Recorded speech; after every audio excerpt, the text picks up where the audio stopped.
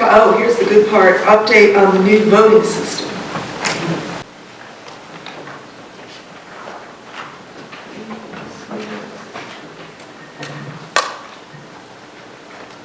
Okay, with regard to the new voting system, training has been scheduled for Fulton County for October 8th and 9th.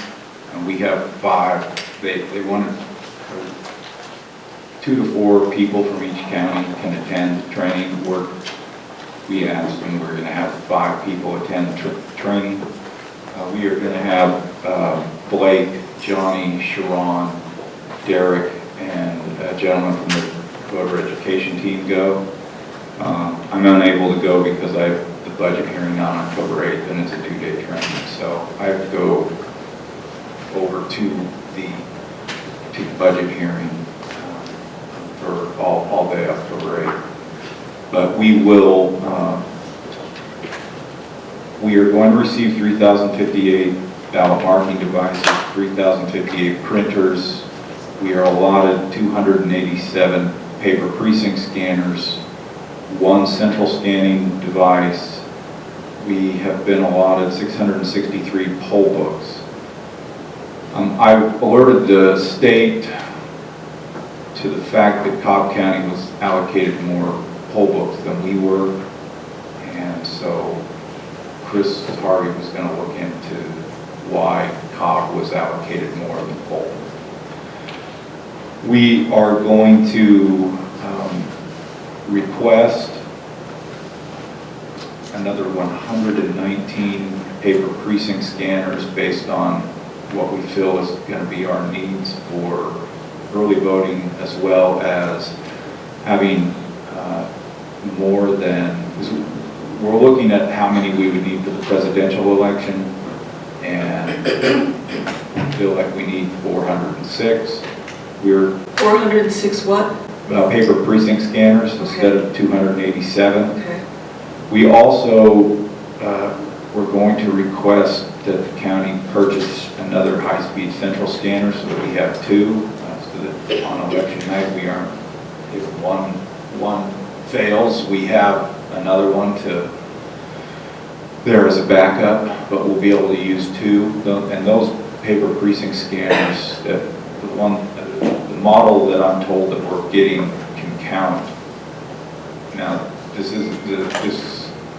statistic wouldn't be worked for absentee by mail, but it's up to 15,000 ballots per hour it can count, which is much faster than the 1 ballot at a time that we currently do for the optical scan units that we have. We are also, I asked the state, told the state that we need another 100 poll books, because the express polls, the number that we had, we usually allocated most of those. We had a few that we would hold out for spares, but we need at least another 100, and that because we've actually increased our polling place number to 207 polling places for next year, and it's possible that we may add a few more, but currently it sits at 207. We are also going to ask for 600, well, I mean, part of this is in agenda item number 8, 9, but we are going to ask the county for 680 carriers, secure carriers for the voting equipment. I think I mentioned this before.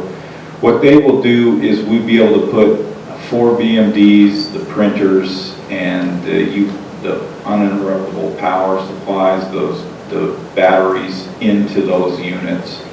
We will set them up in the warehouse, seal them there, and then the poll workers won't have to, but those things will be permanently affixed into those carriers, and they will actually serve also as voting stations in addition to be delivery vehicles.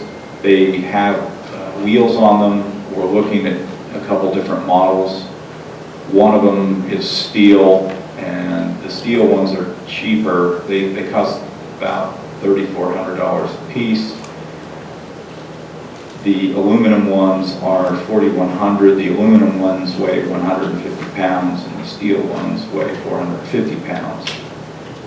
So, you know, at our warehouse, it's not going to matter, but as we go out into the field and the poll workers have to move them, arrange them as voting stations, it might be better to have the aluminum ones, but they, from what I'm told, they move easily, either one of them on wheels. And the aluminum ones, so far from the company, one of the companies we talked to said that they seem to be as durable as the steel units. But those things, all the poll workers will have to do is put power into those voting stations, and there will be windows for them to open, and then they would be able to vote. There will be privacy screens that will come out, and the printers will be there, and they will be able to take their ballot and go straight over to the paper precinct scanner from there.